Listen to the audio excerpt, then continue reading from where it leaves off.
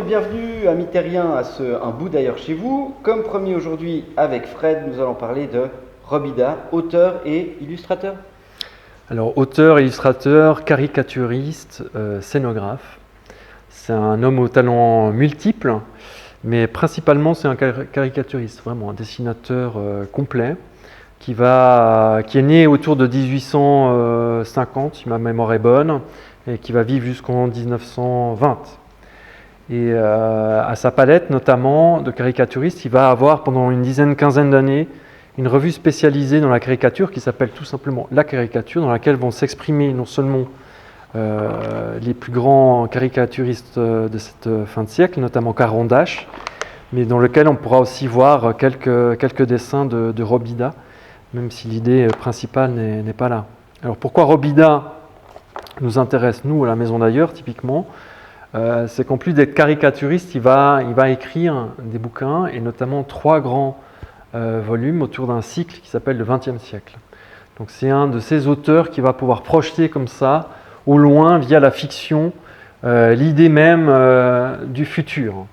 Et dans cette conception-là, avec Jules Verne, c'est l'un de ceux qui va produire des images, ou en tout cas une idée d'image qui est vraiment très très intéressante et très influente pour la suite de la matière qui nous intéresse. Tu vois, ça c'est le XXe siècle, c'est le premier tome qui est écrit autour de 1873 ou 74, et dans lequel on va avoir non seulement une longue histoire sur finalement la conception de ce XXe siècle vue de la mi-19e, mais comme c'est Robida qui le fait, on va avoir aussi toute pléthore d'illustrations qui va venir illustrer cette vision-là. Alors Robida, l'intérêt, c'est qu'en termes de conception du XXe siècle, il va apporter des grandes idées d'invention qui sont assez étonnantes, assez bluffantes aujourd'hui, notamment ce que tu viens de filmer, qui était l'idée ce qu'il appelle un téléphonoscope, donc un appareil qui permet de communiquer à distance en transmettant la voix et l'image en même temps. Donc tu vois qu'aujourd'hui, en termes de confinement, chez Robida, on n'aurait aucun problème pour communiquer de la manière qui est la nôtre aujourd'hui avec Skype. Et puis Robida va beaucoup penser aussi sur l'évolution des villes, notamment Paris. Là, tu peux voir ce Paris moderne, qui est un Paris surconstruit, sur lequel on l'a vu dans la précédente émission, sur laquelle les immeubles sont construits les uns sur les autres, et des villes qui sont tellement grandes qu'on les traverse aussi, non seulement à pied, mais en vol, avec des appareils au look très spécifique, c'est-à-dire un peu pisciforme, tel qu'on peut le voir toujours chez Robida. Voilà, alors forcément, ces images sont assez belles, assez drôles et assez bien pensées en termes de vision par rapport au lendemain, qui serait ce XXe siècle. Il ne faut pas oublier que la posture de Robida est celui du caricaturiste, et finalement, toutes ces grandes inventions sont là pour être dénoncées la plupart du temps, pour montrer que par rapport à un temps passé qui est le début du 19e, où tout était beaucoup plus calme, plus lent, ce XXe siècle va devenir frénétique, et à l'intérieur de laquelle on ne s'en sortira plus.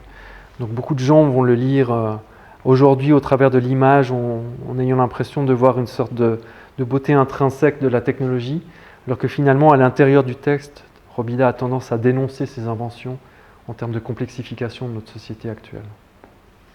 Voilà pour l'histoire. Et à part Robida, il y aurait d'autres auteurs de ce gabarit? Non, pas qui vont cumuler une vision à si grande échelle, parce que là, on va avoir 3 tomes autour du XXe siècle. Donc un tome standard pour rappeler en gros la conception du futur, un tome sur la guerre, on peut le montrer encore, qui est très beau, à l'italienne, et un tome sur la vie électrique, puisque la vision de l'électrique va surpasser celle du gaz à la fin du siècle. Et comme tu peux voir, Robida s'attarde sur les pires choses que la modernité peut mettre en place, notamment la guerre. Robida va perdre tous ses enfants dans les guerres successives de cette fin et début du XXe siècle. Et là, ici, il y a des prémices, je ne sais pas si on aura le temps de le voir, mais il y a des prémices de guerre chimique, notamment, avec des grenadiers et des cavaliers qui sont obligés de mettre en en place des masques à gaz, non seulement pour eux, mais pour leurs chevaux. En temps de virus, quand on peut voir ici, c'est écrit réservoir à miasme. Eh bien, en temps de coronavirus, je crois que là, il y a une vision assez effrayante de la chose. Merci Fred. Mais de rien, Danilo. À bientôt pour de nouvelles aventures. À bientôt.